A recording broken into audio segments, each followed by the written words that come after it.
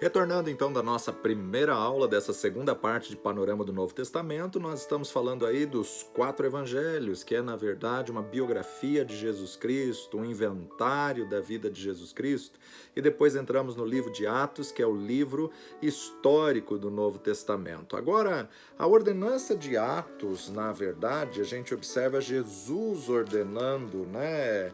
Mas ficar em Jerusalém até que do alto sejais revestidos de poder, mas em Atos 1,8 ele diz: mas recebereis poder ao vir sobre vós o Espírito Santo, que há de vir sobre vós, e ser-me-eis testemunhas, tanto em Jerusalém como em toda a Judéia, Samaria e até os confins da terra. Veja só, o próprio Jesus, ele nunca ordenou ou nunca pediu para fazer nada que ele não fosse o exemplo, ele não fosse o modelo. Ele próprio no seu ministério alcançou essas 4 áreas, né? É onde eles, na verdade, ficam em Jerusalém para receber um revestimento, uma cobertura. A pessoa não pode ir sem estar revestida, não pode ir sem estar capacitada. O Espírito Santo capacita. E sereis minhas testemunhas. A visão do campo, Jerusalém, Judéia, Samaria, até os confins da terra, isso tem que ser concomitantemente. E então, na verdade, ao mesmo tempo que você está fazendo trabalho em Jerusalém, você não pode esquecer Samaria, não pode deixar de observar Judéia, não pode observar os confins da terra, ao mesmo tempo. Não podia esperar ganhar toda Jerusalém para depois pensar em Judéia, ganhar toda a Judéia para depois pensar, porque senão até hoje o evangelho não teria chegado aos 4 cantos da terra, né? Então aqui a gente observa o cerne, a essência de missões, né? Muitas pessoas não entendem essa ordenança do chamado de Jesus e até questionam, né? Se tem tanta gente para a gente ganhar em São Paulo, para que pensar em África? Se tem tanta gente para a gente ganhar em São Paulo, para que pensar em Ribeirinhos? Isso tem que ser concomitantemente. Ao mesmo tempo, temos que estar trabalhando aí essa visão ao mesmo tempo, conciliando concomitantemente, porque senão o evangelho nunca chega aos locais que necessitam se chegar, né? Então, não podemos esperar acabar um local, mesmo porque você observa que a sociedade ela é viva, ela é ativa, né? Então tá sempre gente chegando, gente saindo, gente que muda e passa a morar naquela região, como gente que sai daquela região e passa a morar em outra. Então, não é pensar em ganhar a tua cidade toda para depois pensar na cidade ao lado. Nós temos que fazer isso ao mesmo tempo. Povo de judeu, povo da igreja primitiva, muitos deles não queriam, então aí o Senhor permite Atos 8:1, porque eles não cumpriram concomitantemente Jerusalém, Judéia, Samaria e confins da terra, aí vem Atos 8:1. Também Saulo consentiu na morte de Estevão e fez-se naquele dia uma grande perseguição contra a igreja que estava em Jerusalém, e todos foram dispersos pelas terras da Judéia e de Samaria, exceto os apóstolos, né? Então fizeram aí forçados, obrigados a poder sair e ser dispersos. Já que eles não entenderam que era para fazer ao mesmo tempo Jerusalém, Judéia, Samaria e confins da terra, Deus permitiu a perseguição e a perseguição veio nesse interim. João 3:22, nós vamos observar outro testemunho de João Batista. Depois disso, Jesus foi com seus discípulos para a terra da Judéia e estava ali com eles e batizava. Ora, João batizava também em Enom, junto a Salim, porque havia muitas águas e vinham ali aí e eram batizados, porque ainda João não tinha sido lançado na prisão. Houve então uma questão entre os discípulos de João e um judeu acerca da purificação, e foram ter com João e disseram-lhe: Rabi, aquele que estava contigo além do Jordão, do qual tu destes testemunho, ei-lo batizando, e todos vão ter com ele. João respondeu e disse: O homem não pode receber coisa alguma se lhe não for dada do céu. Vós mesmos me sois testemunhas de que disse: Eu não sou o Cristo, mas sou enviado adiante dele. Aquele que tem a esposa é o esposo, mas o amigo do esposo, que lhe assiste e ouve, alegra-se muito com a voz do esposo. Assim, pois, já essa minha alegria está cumprida. Então a gente observa aqui Jesus na Judéia, né? Jesus estava em Jerusalém, ele passa para a Judéia. Capítulo 4 de João, Jesus em Samaria, a mulher samaritana, né? Não dá para a gente ler o capítulo todo. Então, na verdade, Jesus passou por Jerusalém, por Judéia, por Samaria. E, por outro lado, a gente observa que Atos capítulo 2, versos 1 e 2, cumprindo-se o dia de Pentecostes, estavam todos reunidos no mesmo lugar, e de repente veio do céu um som como de um vento veemente, impetuoso, e encheu toda a casa em que estavam assentados. E aí, então, Pentecostes, 50 dias depois, né? A segunda grande festa consagrada do judeu. A primeira festa é a festa da Páscoa, porque era a saída do Egito. E Pentecostes, a segunda festa, que era também chamada a festa da colheita, né? Os primeiros frutos aí. Então é muito importante a gente observar tudo isso daí. Tinha um motivo profético, tinha um motivo cristofânico, né? Jesus, ele vai ser visto em toda a cristofania do Antigo Testamento, não só no tabernáculo, não só nos utensílios, nas peças do tabernáculo, mas também nas festas. Cada festa aponta para Jesus, né? Ele é o Cordeiro de Deus que tira o pecado do mundo, ele é o que tabernaculou entre nós, ele é a primícia da ressurreição. Então em Jesus a gente vai ver tudo isso daí. A pessoa, na verdade, de Jesus, ela é algo muito vasto, muito amplo, que era falado subliminarmente em todo o Antigo Testamento. A Páscoa, cada um fazia na sua casa. Agora, Pentecostes, todos vinham de lugares distantes, reuniam-se para trazer suas ofertas, para apresentar aí a oferta de primícia, a primazia da colheita. Jesus morre numa Páscoa e o Espírito Santo é derramado em Pentecostes. A festa da primícia é justamente 3 dias depois da Páscoa, está ali a primazia, primício, primogênito, né? Então, a importância de nós observarmos cada festa aponta aí para algo específico de Jesus. O que é Pentecostes? Pentecostes, vocês lembram dos judeus da dispersão? Eles vinham para a festa de Pentecostes para trazer as primícias do ano, e por isso que aqui tinha judeus de várias línguas. Mas onde ela começou? Começou lá no Sinai, lá atrás com Moisés, 50 dias depois que eles saíram do Egito. Foi também o local onde o Senhor revelou ali a Torá, o Senhor revelou ali os mandamentos, né? Eles ficavam em Jerusalém e habitavam ali por um período, porque muitos vinham de longe e a festa era 7 dias, era longa, então eles ficavam ali.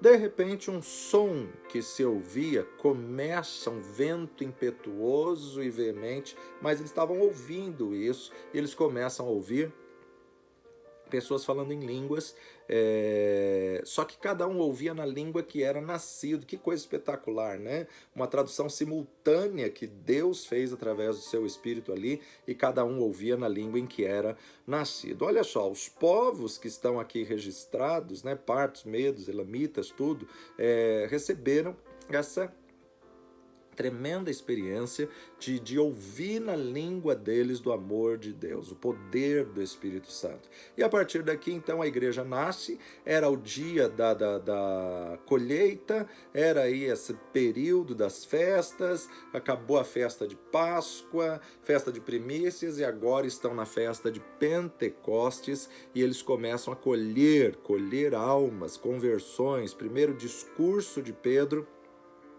3.000 pessoas se convertem. Atos capítulo 2, verso 38 ao 42,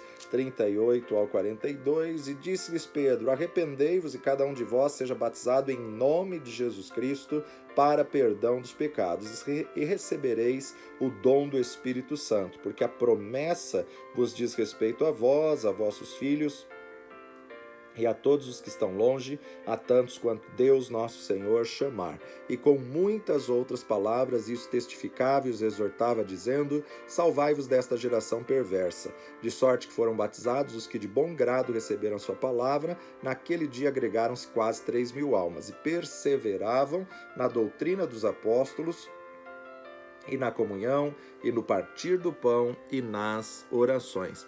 pensou, se converteu 3.000 na primeira pregação de Pedro, cheio do Espírito Santo. E agora eles tinham tudo em comum, comiam uns com os outros, partiam o pão, aprenderam com Jesus, louvando a Deus. Olha aí a música na igreja primitiva, louvando a Deus e caindo na graça de todo o povo.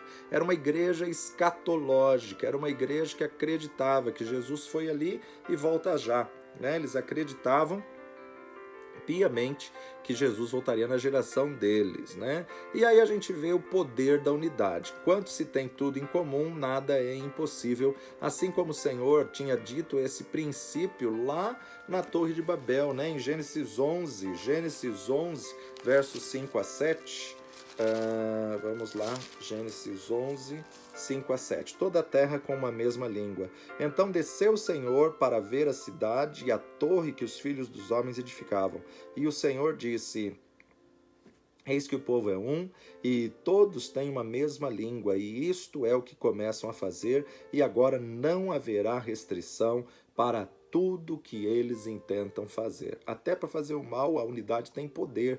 Deus mostra que o poder da unidade, o próprio Deus teve que descer para colocar confusão entre as línguas. Um pede faca, outro dá garfo, outro pede colher, outro dá tesoura, Então não dava certo. E aí então o Senhor confunde todas as línguas, e aí então eles têm que sair e realmente povoar a terra, como era a ordem do Senhor, Nimrod, que não aceitou e quis fazer uma torre cujo cume tocasse no céu. A igreja primitiva entendeu porque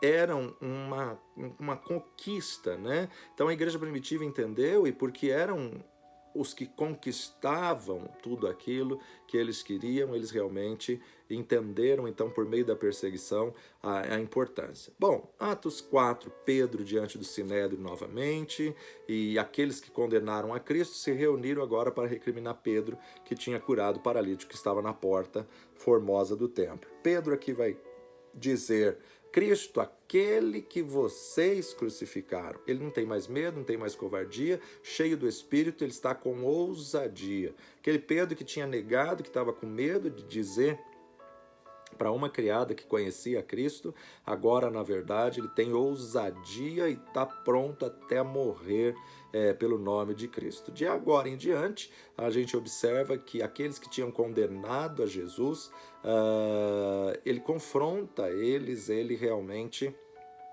vai falar acerca disso. O resultado só que foi diferente. Por quê? Porque o Espírito Santo estava sobre eles e, na verdade, como Jesus era um só, e agora com Pedro se multiplicou. O diabo achou que matando Cristo estava acabando com o Evangelho. Não. A morte de Cristo multiplicou. A morte de Cristo fez aí muitos pequenos cristos, que é a essência da palavra cristão.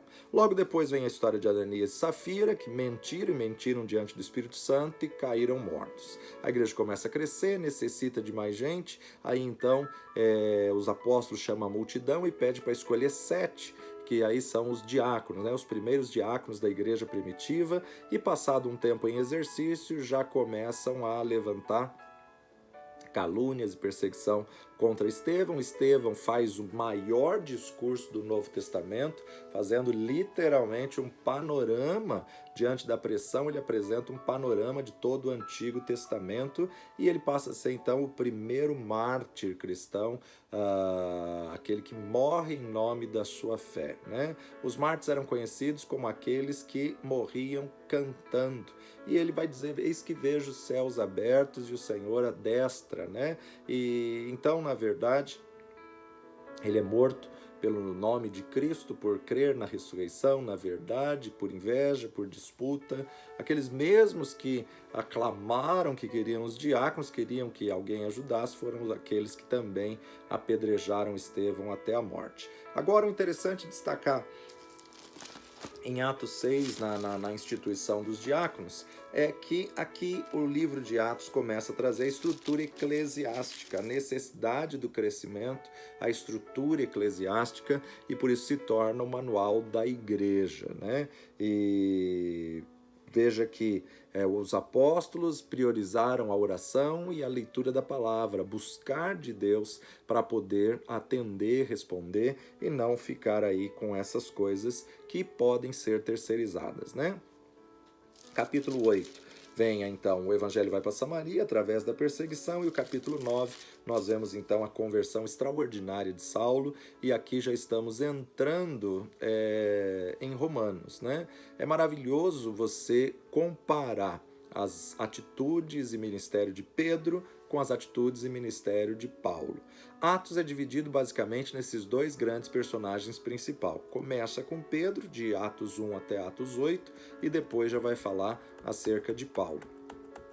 Pedro é um caiçara, é um pescador iletrado, é um ignorante, sem estudo nenhum, ignorante no sentido de não ter conhecimento, não ter estudo, indouto, ele não sabia nada assim profundo da lei, do Pentateuco. Agora Paulo é o outro extremo, né? A outra história, né? Paulo era fariseu dos fariseus, conhecia plenamente o Pentateuco, o Antigo Testamento, ele conversa totalmente diferente de Pedro. Pedro era um judeu que amava a Deus ingenuamente, e Paulo não. Paulo era um fariseu que estudou com grandes mestres da lei chamado Gamaliel, que era um homem sábio entre o povo dos fariseus, né? Paulo nasceu mais ou menos no ano 5 depois de Cristo, e as pessoas queriam matar os apóstolos, queriam matar a Pedro, a João, e Gamaliel diz: se essa obra for de Deus, ela vai prosperar. Se ela não é de Deus, por si só, ela vai acabar. Aquilo que é de Deus permanece, mas o que não é de Deus acaba. Fica calmo, e aí então ele acalma todos os fariseus que queriam ali matar Pedro e João, e fez aí, na verdade, uma grande contribuição para que o evangelho perpetuasse logo no começo da história da igreja. Saulo nasceu em Tarso, se converte mais ou menos com 35 anos, e Tarso é Cilícia, né, que é a atual Ásia moderna. Capítulo 9 de Atos, versículo 9 e 10, e esteve 3 dias sem ver, e não comeu nem bebeu, e havia em Damasco um certo discípulo chamado Ananias. Disse-lhe o Senhor em visão: Ananias, e ele respondeu: eis-me aqui, Senhor. Saulo era um nome hebraico, porque os pais eram bem religiosos. Shaulo, né? Shaulo vem de Shalom, vem de Shaul, né? Embora ele morasse longe, ele preservava o nome hebraico. E Paulo cita Arato, cita Merander, cita Epinêmides. São 3 poetas gregos que Paulo se refere quando ele usa suas frases cultas nas suas cartas. São esses 3 poetas gregos que ele vai se referir: Arato, Merander e Epimênides, né? Atos 22, 27 e 28, Atos 22, 27 e 28. E vindo o tribuno, disse-lhe: dize-me, és tu romano? E ele disse: sim. E respondeu o tribuno: eu com grande soma de dinheiro alcancei este direito de cidadão. E Paulo disse: mas eu sou de nascimento. Então ele possuía cidadania romana de nascimento. Tarso não era em Roma, Tarso era na Cilícia. Agora, o direito você poderia pagar por ele, ou você poderia ter nascido, e então você poderia comprar o título, né? Paulo é um nome romano, Saulo é um nome hebraico. E como nome romano, ele possuía cidadania romana, e aí então vem do latim, e Paulo quer dizer pequeno. Um homem dessa estirpe ser chamado de pequeno, né? Só Deus para poder fazer esse contraste. Atos capítulo 13, verso 9. 13, verso 9 nos diz: todavia Saulo, que também se chama Paulo, cheio do Espírito Santo, e fixando os olhos nele, disse. Então a gente vê aí, mostra que ele aceita ir para os gentios, ir aos romanos, e aí então ele adota esse nome aos romanos, né? Atos capítulo 9 foi a conversão de Saulo, mas quando ele entendeu que era o seu chamado para o gentio, e aí então a gente observa a forma como Deus trabalha através da vida dele, como Deus usa a vida, o ministério e o chamado da vida de Paulo, né? Então é realmente algo muito maravilhoso. Isso, na verdade, não era a mudança de nome que ele teve, não era como do Antigo Testamento, né? A qual Oséias, Moisés chamou de Josué, Abrão, Deus mudou para Abraão, Sarai, Deus mudou para Sara. Ele não teve essa experiência da troca de nome. Isso, na verdade, foi simplesmente aquela questão de o nome hebraico era Saulo e o nome dele em grego era Paulo, o nome dele em romano era Paulo. Então, não foi uma experiência de mudança de nome, ou Deus que ordenou que ele mudaria o seu nome. Mesmo porque Saulo estava queimado como aquele que perseguia, né? Não é esse aquele perseguidor, aquele que estava conivente com o apedrejamento de Estevão, né? Então, é interessante a gente observar isso tudo. Ele vai contar o relato da sua conversão em pelo menos diante de 2 tribunais, né? E vai narrar detalhadamente. Então a história da sua conversão aparece 3 vezes. A que aconteceu em Atos 9 e depois também quando ele vai se apresentar diante das autoridades para a festa e tudo mais, ele vai contar novamente. Deus não o viu como perseguidor, porque Deus já olhou lá na frente, e então Deus viu e colocou essa visão em Barnabé, o qual tinha capacidade de ver o potencial que a pessoa seria antes de realmente ela ser alguma coisa. Até hoje, nosso Deus vê da mesma forma. Deus chama as coisas que não são como se já fossem. Deus vê o futuro da nossa vida. Deus não vê um Saulo acabado, né? E Ananias já entra dizendo: irmão Saulo, o Senhor que te visitou no caminho falou comigo. E também vemos aí a necessidade que nós precisamos desses Ananias nos dias de hoje, dos Andrés nos dias de hoje, desse tipo de atitude, de Barnabés dos dias de hoje e Paulos para os dias de hoje também. Atos capítulo 18, verso 3. E como era do mesmo ofício, ficou com ele e trabalhava, pois tinha ofício de fazer tendas. Paulo era fabricante de tendas e vai se unir a Áquila e Priscila para poder fazer tendas. Fabricante de tendas era como se fosse um arquiteto de alto estilo, né? Um arquiteto que pudesse trazer aí uma visão bem mais ampla. Paulo morre no ano 67 para 68 em Roma. Ele é apedrejado e decapitado por ordem de Nero na Via Óstia. O livro de Atos termina antes disso, porque o livro não vai apresentar essa situação, né? As cartas de Paulo são bem pessoais. Você tem que ler a carta tirando toda a subdivisão de capítulos e versículos, e quando você recebe a carta de uma pessoa, você não fica lendo ela por parágrafo, você lê ela como um todo. Então, se você quer entender alguma das epístolas, alguma das cartas, você tem que parar para ler ela de uma vez toda e não ficar... hoje eu leio só o capítulo 2, verso 3, amanhã eu leio 2, 5 e assim por diante. Não, você tem que pegar ela como um todo para que você possa entender a essência da carta como um todo. Temos que ter uma visão geral das epístolas para que a gente possa entender a essência das epístolas. No Novo Testamento, o termo epístola é um termo antigo para se relatar hoje sobre cartas, né? Ou até contextualizando, hoje em dia não tem nem mais carta, né? Então seria um e-mail, né? Até o e-mail está ficando obsoleto por causa do WhatsApp aí, mas o WhatsApp são recados rápidos, né? Você não vai escrever uma carta, um livro, bom, não se deveria, né? Algumas pessoas não sabem que estão no WhatsApp e escrevem aí longos textos, mas ninguém lê, né? Ninguém lê porque é uma coisa rápida a ler. Então nós temos agora 2 divisões, temos as cartas gerais e as cartas paulinas. Nas cartas paulinas tem uma outra divisão, aquilo que é escrito para igrejas, comunidades, bairros, cidade, e aquilo que é escrito para indivíduos. Então, cartas para as igrejas. Igreja de Roma, ele escreveu aos romanos. Igreja de Corinto, ele escreveu primeira e segunda epístola. Igreja de Gálatas, igreja de Éfeso, ele escreveu Efésios.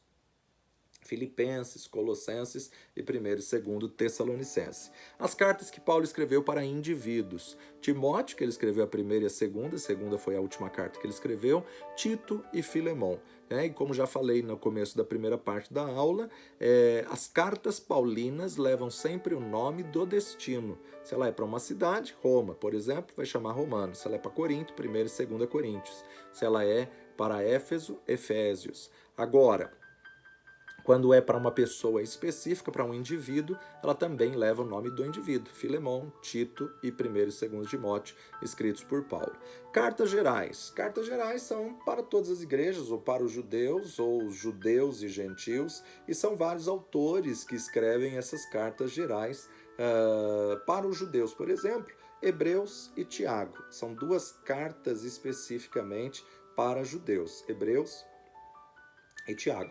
Tanto é que Hebreus é uma explicação do livro de Levítico, né? Uma explanação de Levítico no Novo Testamento, na graça, como que é, como funciona. Tiago é irmão do próprio Senhor Jesus Cristo, filho de José e Maria.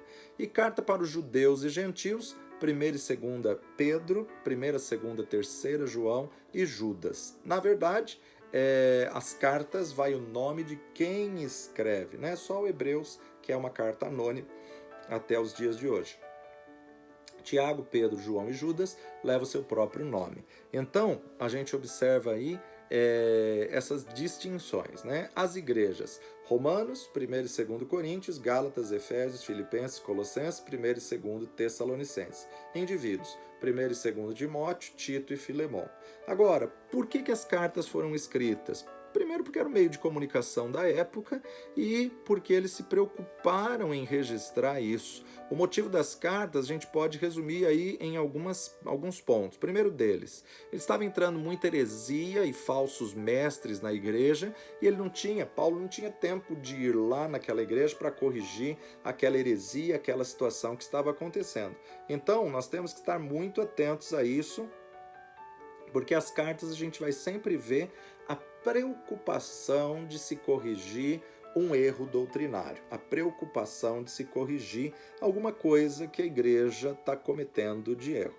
Em segundo lugar, havia muitos judaizantes que estavam querendo trazer o povo às tradições judaicas novamente. Judeus que se convertiam, entendiam que Jesus é o Cristo, mas queriam misturar lei com graça, cumprir as 613 leis ou não, circuncidar ou não. Então queriam misturar a lei e a salvação, né? Eles se convertiam, mas achavam assim. Por quê? Por falta de conhecimento. Então muitos deles, olha, Jesus realmente é filho de Deus, ele é bom, ele morreu, ele ressuscitou, ele salva, mas eu tenho que continuar prestando os sacrifícios e rituais da lei. Pessoas que se convertiam, mas que queriam voltar ao cumprimento do Antigo Testamento parcialmente. Em terceiro lugar, terceiro motivo, as cartas tinham como propósito doutrina de homens infiltrando na igreja, entrando na igreja, a carta tinha que corrigir, né? Como corrigir usos e costumes, eles voltando a dizer as palavras de Cristo, mas não tinham equilíbrio, né? Ou se preocupavam com o exterior e não se preocupava com o interior, e aí então a gente observa as cartas com esse teor mostrando que a essência, a conversão, o interior era muito importante. Hoje Deus sonda o coração.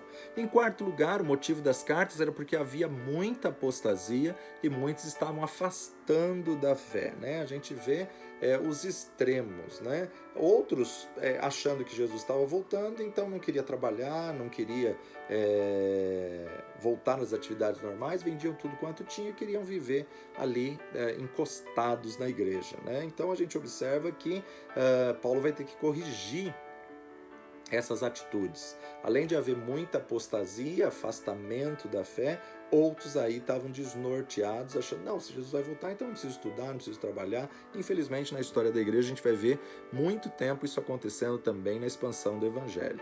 E, em quinto lugar, as cartas se tornaram necessárias porque havia muito misticismo oriental, né, dos gnósticos. E em meio a esse misticismo oriental, então, na verdade, eles tinham que corrigir isso de alguma forma, né? Então era muito necessário as cartas. As estruturas das cartas, ela começa com um tema, né?